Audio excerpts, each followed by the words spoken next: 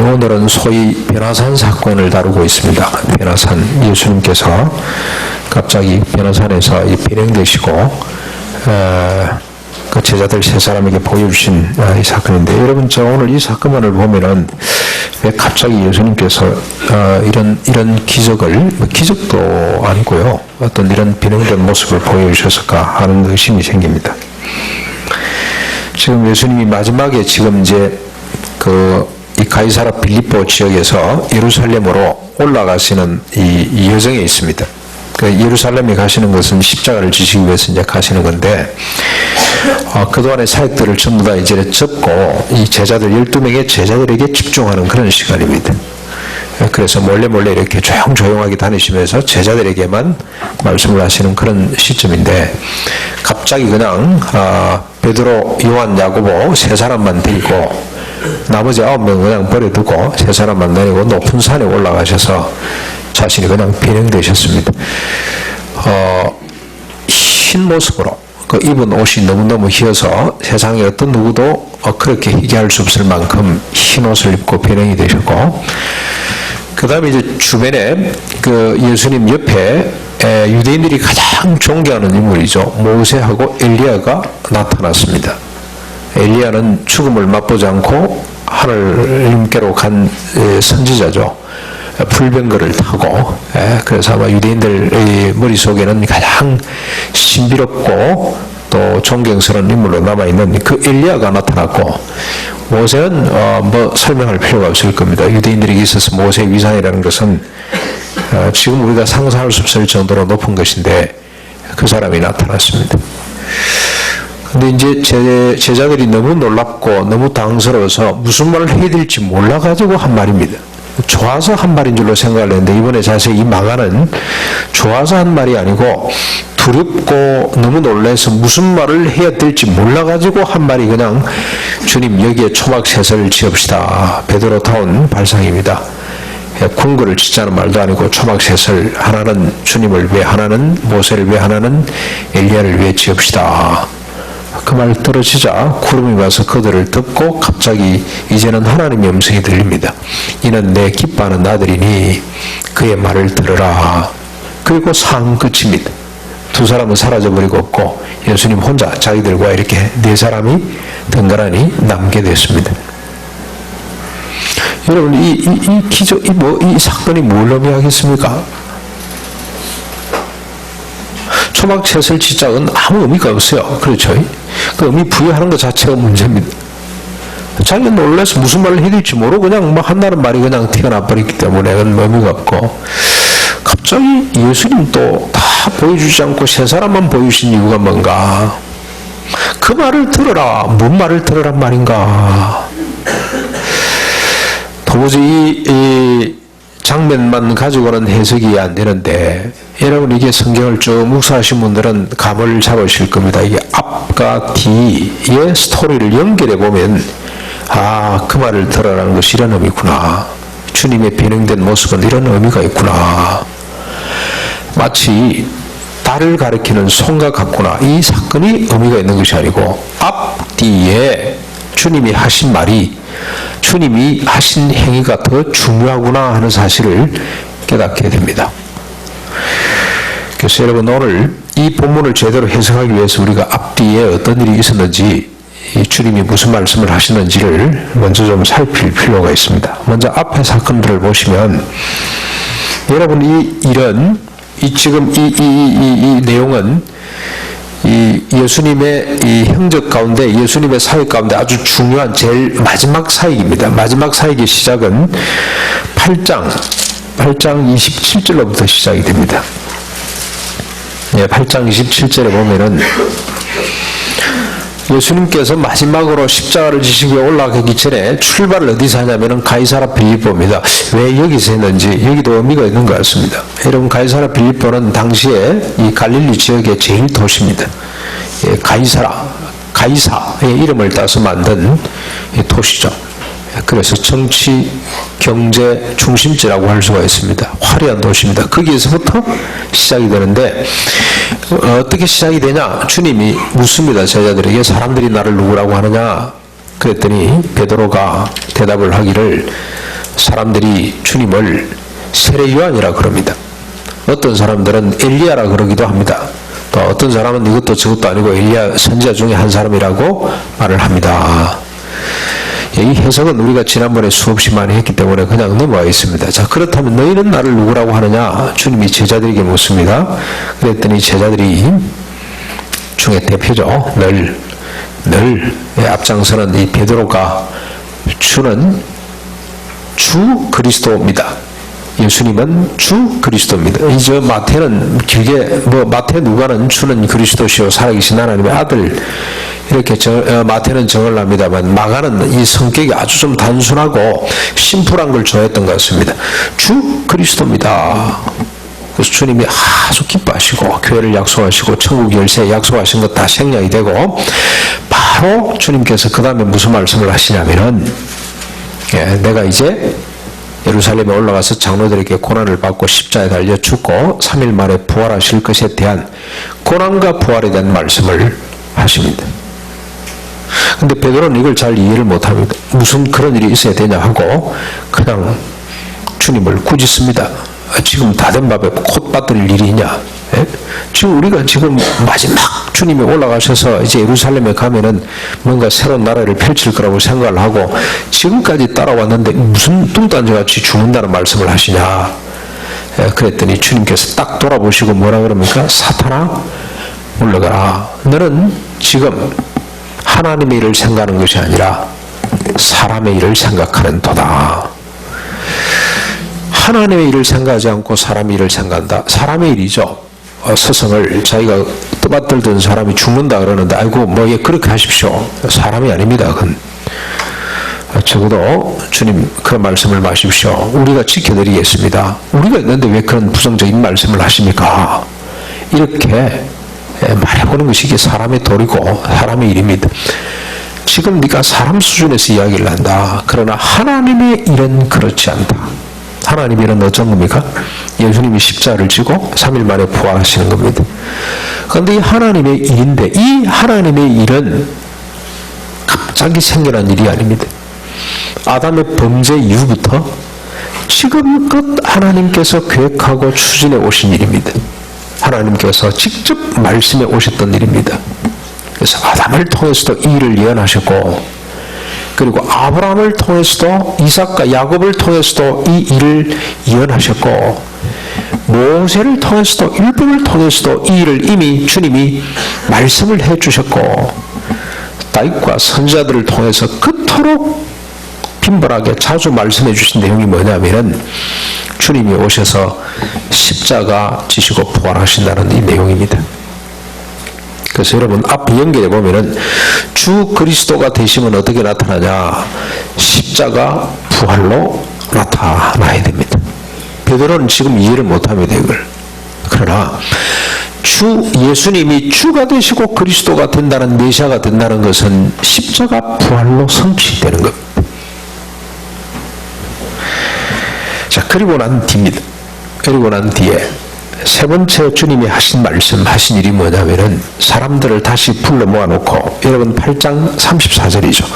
무리와 제자들을 불러 이르시되 누구든지 나를 따라오려거든 자기를 부인하고 자기 십자가를 지고 나를 따를 것이니라. 누구든지 나를 따라오려거든 자기를 부인하고 그리고 자기 십자가를 지고 나를 따라와야 된다. 여러분 이 말씀은 자 내가 이제 고난받을 거니까 너희들 각오를 단단히 하라 그런 말씀이 아닙니다. 여러분 각오를 한다고 따라갈 수가 있겠습니까? 베드로가 각오 단단히 했어요. 주님 다른 사람은 몰라도 나는 끝까지 주님을 따를 겁니다. 주님 죽는 데까지 내가 죽음으로 주님을 지켜내겠습니다. 나는 배신하지 않겠습니다. 그랬지만 주님이 아셨습니다. 그렇죠? 뭘 아셨어요? 다 굴기 전에 3번이나 나를 모른다고 부인할 것을 주님이 아셨어요. 그러면 이건 각오를 다짐하라 그런 뜻이 아닙니다. 뭘 말합니까? 누구든지 나를 따라오려거든 자기를 부인하고 십자가를 지고 나를 쫓아라고 한 이 말씀은 십자가 부활의 능력을 말합니다. 십자가 부활이 근거되어서 하시는 말씀이에요. 윤리 결단이 아닙니다. 이게 십자가 부활의 능력이라고 할 수가 있습니다.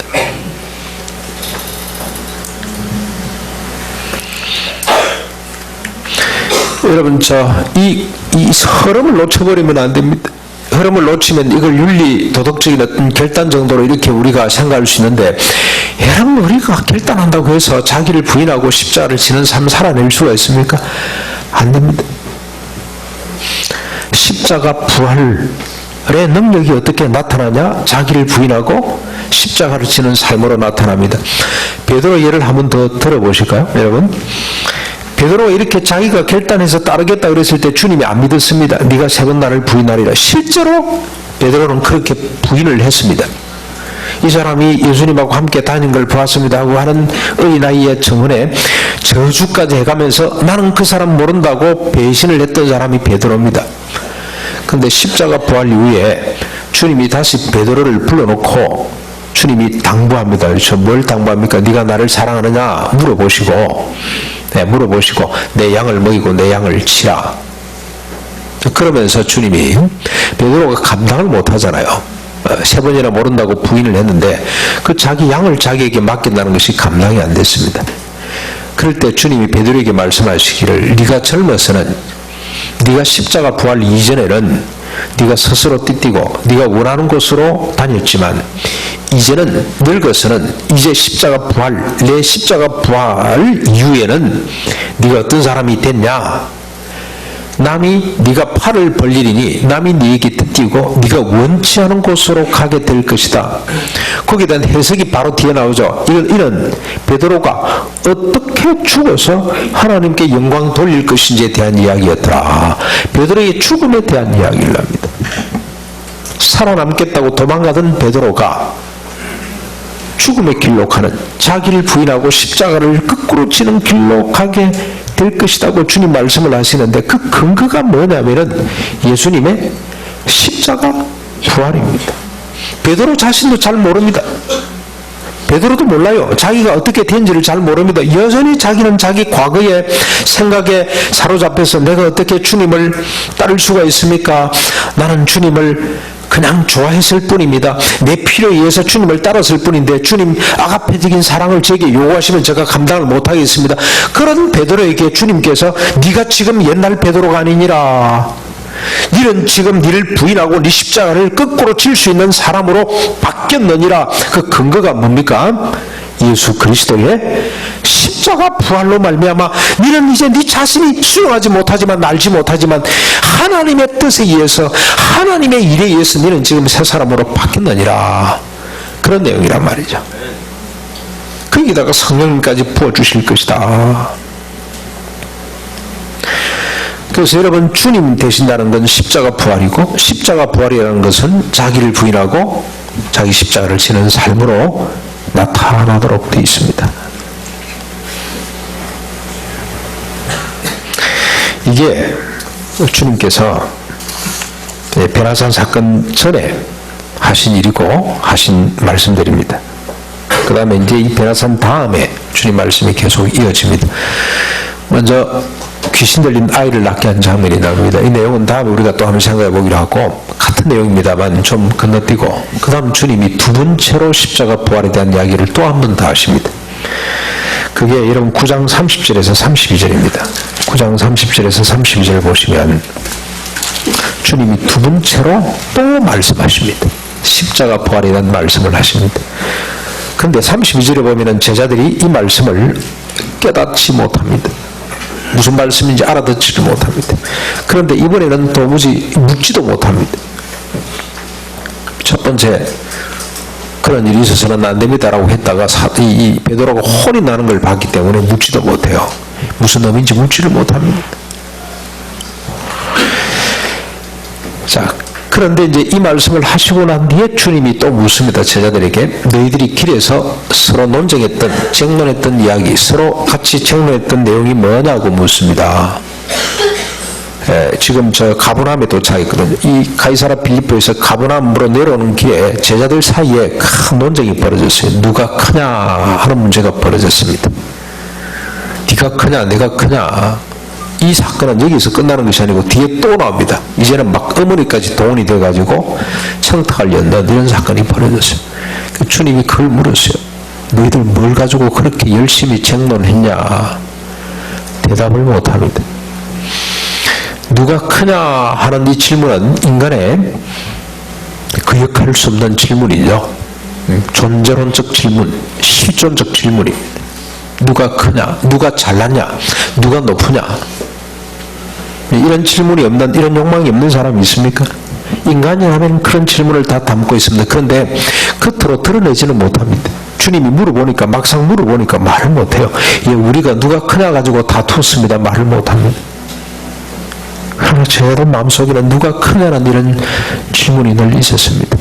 그때 주님께서 어린아이 하나를 불러서 안고 말씀을 합니다. 큰 자는 끝이 되어서 섬기는 자가 되어야 된다. 끝자리에서 섬기는 자가 큰 자다. 그러면서 어린아이 하나를 안고 누구든지 어린 소자, 이 어린아이 하나를 영접하는 것은 곧 나를 영접하는 것이다. 나를 영접하는 것이 아니고 하나님을 영접하는 것이다. 무슨 말입니까? 어린아이 하나를 영접하는 것이 곧 하나님을 영접하는 것과 꼭 같다는 말씀을 하십니다.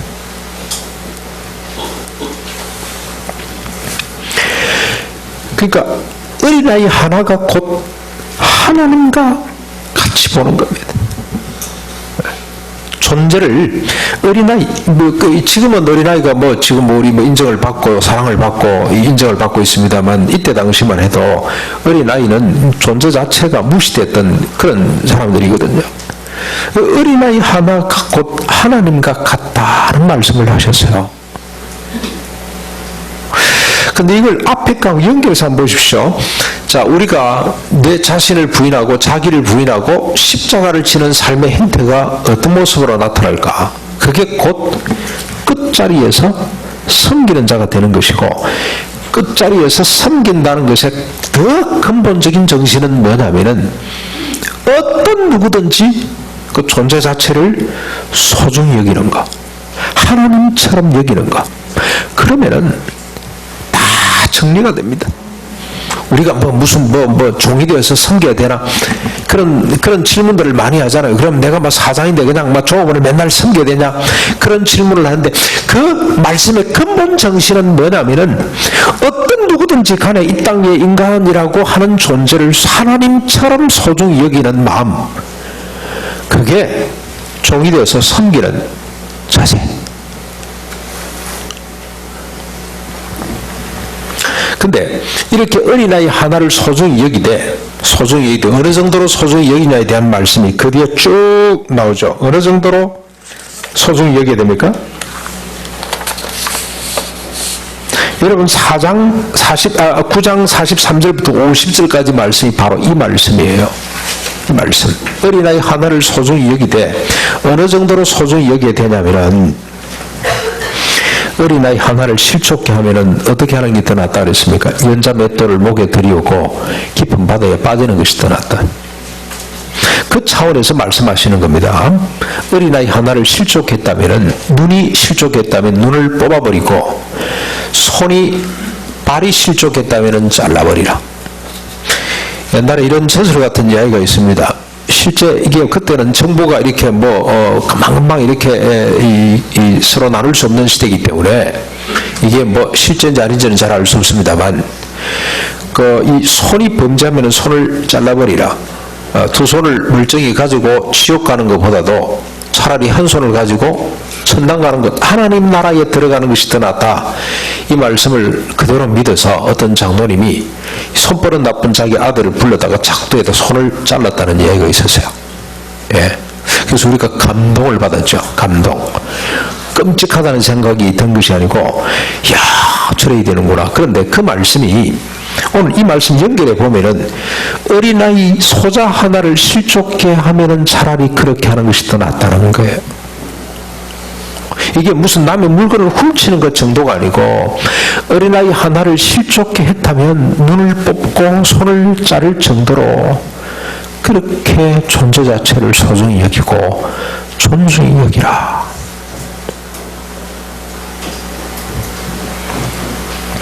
말씀을 연결해 보겠습니다. 주님이 지금 계속 이 제자들에게 집중해서 가르치는 내용이 뭐냐? 주님이 제자들로 하여금 주 그리스도입니다라는 이 고백, 인식과 고백을 딱 듣고 난 순간부터 주님이 하신 말씀입니다. 그래, 내가 주로 그리스도다. 주요 그리스도다. 그리스도됨이 뭐냐? 십자가 부활을 지는 것이다. 이게 하나님의 일이었다. 십자가 부활로 말미암아 그의 백성들에게 나타나는 현상이 뭐냐? 십자가 부활의 능력이 뭐냐? 자기를 부인하고 자기 십자가를 지는 삶으로 나타난다. 자기 십자가를 지고 자기를 부인한다는 삶이 뭐냐? 말지에서 섬기는 사람이 되는데, 그 정도가 아니고 더 근본적인 의미는 모든 사람을 하나님처럼 생각하는, 어린 소자 하나라도 하나님처럼 생각하고 대우하는 것, 그것이 섬기는 것이고, 그것이 곧 자기를 부인하고 십자가를 지는 것이고, 그것이 곧 십자가 부활의 능력이고, 그것이 주 되시고 그리스도 되십니다 하는 말씀을 쭉 연결해서 했습니다. 이 말을 듣고 제자들이 수용을 하고 이해를 하고 받아들이냐? 그렇지를 못합니다. 빼딱한 질문을 하기 시작합니다. 이 말씀 사이사이에 빼딱한 질문이 계속 나옵니다. 이 마가는 그 빼딱한 질문을 9장 38절부터 41절에 다루고 있습니다. 뭐라고 질문을 하냐면은, 요한입니다. 요한. 사람들이 예수님 이름으로 귀신을 막 쫓아내고 능력을 행하는데 우리를 따라오라 그랬더니 안 따라옵니다. 자기들끼리 한다 그럽니다. 주님, 이를 내쳐버릴까요? 이들도 촌중이 여기야 됩니까? 그런 차원에서의 질문입니다. 이게 딱 가운데 들어가 있습니다. 어린아이 하나를 영접하는 것이 곧 나를 영접하는 것이다. 그 말씀하고 난 뒤 이 질문이 나오고, 이 질문은 딱 하나님이, 우리 주님이 딱 한마디로 그냥 결론을 내립니다. 나를 반대하지 않는 자는 우리를 위하는 자다. 우리를 반대하지 않는다면 우리를 위하는 자다. 딱 그걸로 끝내버리고, 더 이상 논쟁하지 않고 끝내버리고, 바로 이어서 어린아이 하나를 실족해 하면은 연자 맷돌을 메고 말씀을 쭉 합니다. 그래서 이 제자들이 어린아이 존재 자체를 소중히 여기는 사람이 되라. 그 어린아이 하나를 영접하는 것이 곧 나를 영접하고 하나님을 영접하는 것이다는 말에 빼딱선을 탔다고 보시는데, 그러면은 우리 반대하는 사람도, 우리를 따르지 않은 사람들도 존중이 여겨야 됩니까? 마태는 18장에 이걸 더 재미난 예를 하나 들어서 베드로가 질문을 합니다. 그러면 주님, 범죄한 사람도 소중히 여겨야 됩니까? 죄를 지은 사람도 소중히 여겨야 됩니까? 이런 질문을 하게 돼요. 그 사람은 그런 죄를 짓고 있는 사람도 소중히 여겨야 됩니까? 존재를 소중히 여기라 그러니까 그런 질문이 금방 튀어나와요. 거기에 대한 주님의 답변이 뭐냐면, 그래, 범죄한 사람이 있냐? 반대하는 사람 정도가 아니고 안 따르는 사람 정도가 아니라 범죄한 사람이 너희들 가운데 있냐? 어떻게 하라 그랬습니까? 처음에는 한 사람이 몰래 찾아가야 돼요. 한 사람이, 그 범죄하는 사실을 확인한 사람 한 사람이 찾아가서 권면해야 됩니다. 자, 집사님, 이렇게 하면 안 됩니다. 회개합시다. 하나님 앞에 바로 삽시다. 그래도 말을 안 들으면 그 다음에 몇 사람 가야 됩니까? 두 사람이 가야 돼요. 많이 가면 안 돼요. 왜 많이 가면 안 됩니까? 왜 한 사람부터 시작합니까? 그 사람을 존중히 여기기 위해서, 그 사람의 입장, 그 사람의 체면을 생각해서, 야야 봐라, 그 사람이 이런 못된 짓을 했다? 동네방네 소문을 내가지고 그 사람의 존재가, 그 사람의 어떤 체면이 땅바닥에 떨어지지 않도록 조용히 가라, 이 말입니다. 그래도 말을 안 들으면, 두세 사람이 가고 그래도 말을 안 들으면 그 다음 단계는 뭐든가요? 온 교회가 달라붙어야 됩니다. 뭘 위해서? 한 사람이 바른 길로 가도록 하기 위해서 온 교회가 나서야 돼요. 내치라는 뜻이 아니고 한 사람을 바른 대로 돌리기 위해서. 그러니까 여러분, 범죄한 사실을 인정하라는 건 아닙니다. 범죄한 사람이 할지라도 그 사람을 돌리기 위해 온 교회가 다 나서야 된다, 그런 뜻입니다. 근데 왜 이렇게 해야 되냐? 두 사람이 합심해서 기도하면 하나님께서 들어주시기 때문에, 한 사람의 존재가 이만큼 소중하기 때문에 한 사람 내치지 말고 온 교회가 덤벼들어 그 사람을 옳은 길로 돌이키라. 그만큼 존재가 소중하다는 말씀을 해주셨습니다.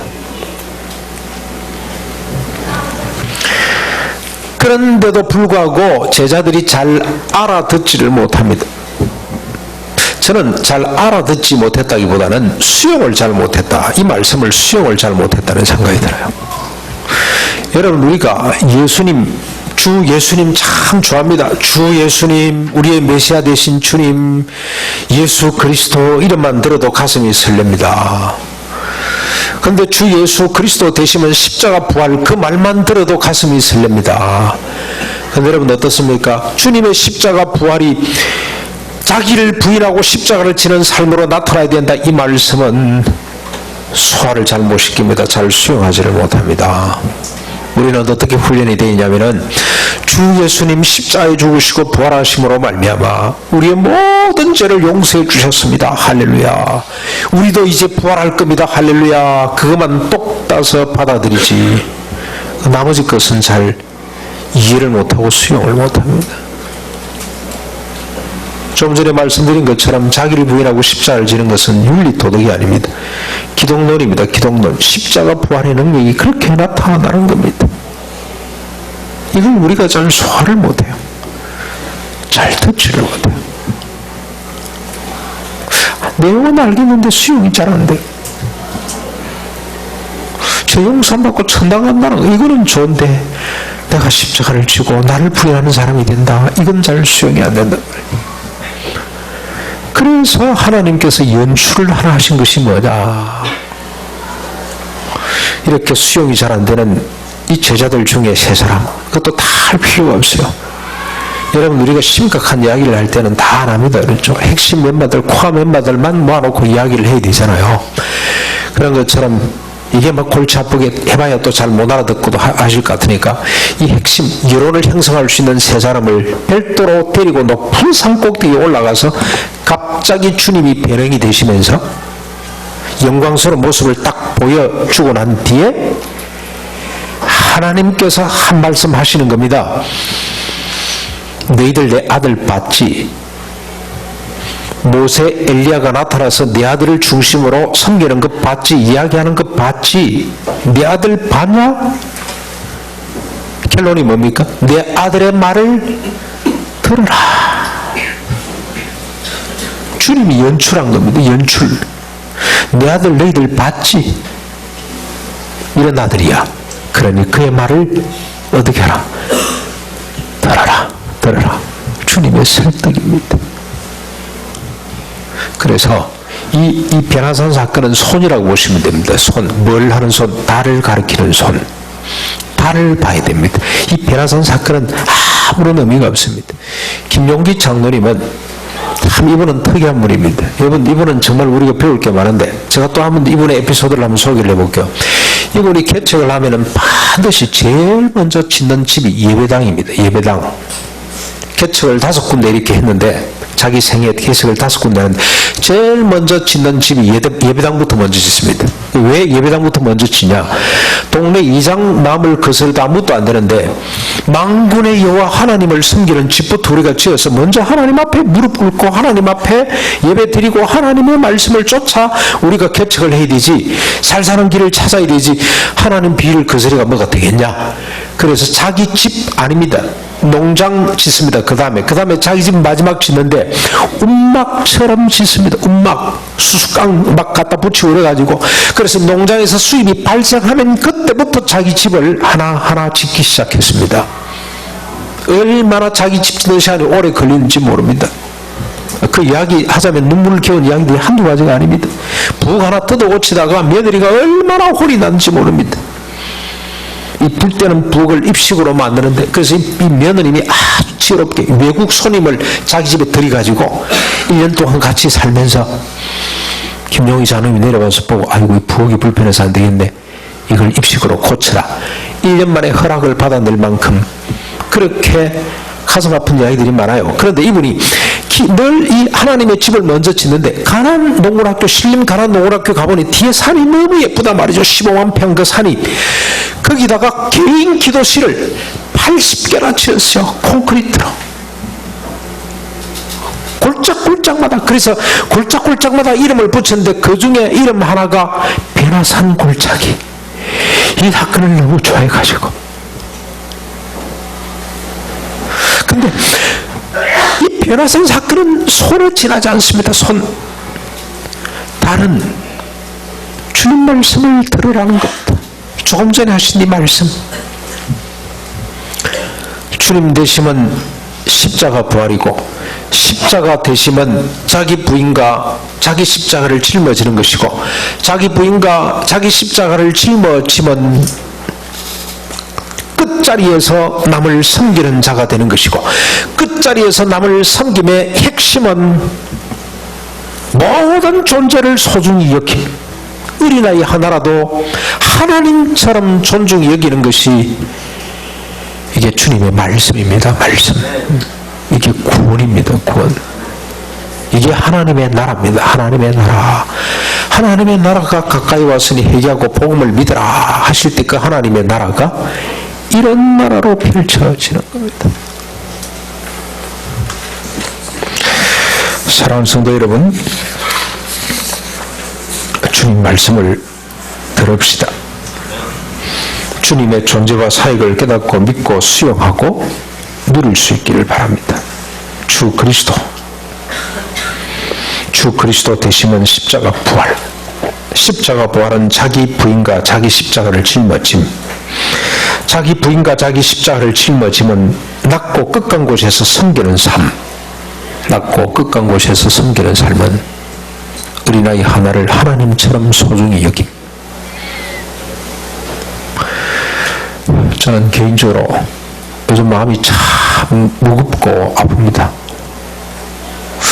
잘한다고 잘했는데 결과는 영 다르게 나타났습니다. 그래서 많은 사람이 실족하게 된 것 같아요. 정말로 괴롭습니다. 저는 저를 막 비방하는 사람 아무리 만나도 마음이 안 아파요. 좀 억울하기는 하고 분노가 심이긴 하지만 이렇게 아프지는 않았는데 정말로 지금 요즘은 괴롭습니다. 이 목회를 그만두고 싶은 생각이 들 정도로 힘듭니다. 변명하려면 얼마든지 할 수가 있습니다. 잘하려고 한 겁니다. 잘하려고 한 건데 결과 이렇게 나타났습니다. 저 눈을 뽑아야 됩니다. 어떤 이유든지 간에 저 때문에 다른 사람이 실족게 됐다면 눈을 뽑아야 됩니다. 저 팔을 잘라야 됩니다. 이 아픔이 저는 평생 가야 됩니다. 그래야 제가 바른 사람이 될 수가 있습니다. 그냥 넘어가면 안 됩니다. 눈을 뽑는 것은 아픔이 제게 있습니다. 그 아픔이 없을까봐 걱정입니다. 제가 직접 눈을 뽑았으면 좋겠습니다. 그런데 주님이 야야 네 눈은 뽑을 게 아니라 내가 눈 뽑을게. 근데 저는 아픔이 있어야 돼요. 아픔. 제가 죽는 날까지 이 아픔은 가지고 가야 돼요. 제가 망각해버리면 저는 타락하는 겁니다. 아파야 됩니다. 변명 안 해야 됩니다. 나 이유가 있다 그런 말 하면 안 됩니다. 하여튼 나 때문에 누구 하나 실족하게 됐다면 저는 그 어린 아이들이 제일 마음에 가슴이 아파요. 이 아이들이 혹 실족하게 됐다면 저는 손 잘라야 됩니다. 손 잘라야 돼요.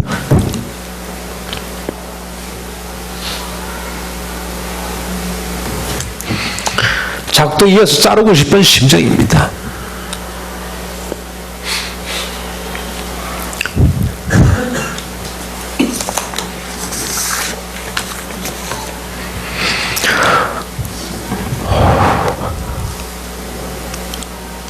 제게 이런 아픔이 계속 있도록 여러분 기도해 주시기 바라고, 혹시 여러분 또 우리도 한번 살펴볼 수 있기를 바랍니다. 주님을 믿는다면 어떤 사람이든지 예수님처럼 생각하는 것이 그게 주님을 믿는 겁니다. 그게 구원받은 성도의 모습이고, 그래서 혹이라도 우리가 남을 실족해 한다면 눈을 뽑고 싶은 이런 심정으로 고통, 정말로 밤잠을 설치고 입맛이 떨어지고 몸부림치고 띠울띠울 뒹구는 이런 성도가 될 수 있기를 바라고, 그래 네가 뽑을 것이 아니라 내가 뽑을게. 내가 뽑았다. 이미 뽑았다. 그래 내 손을 이미 잘랐다. 네가 안 봐냐? 하는 주님의 이런 위로의 음성을 들을 수 있기를 바랍니다. 같이 한번 말씀을 생각하면서 기도하는 시간을 잠깐 갖겠습니다.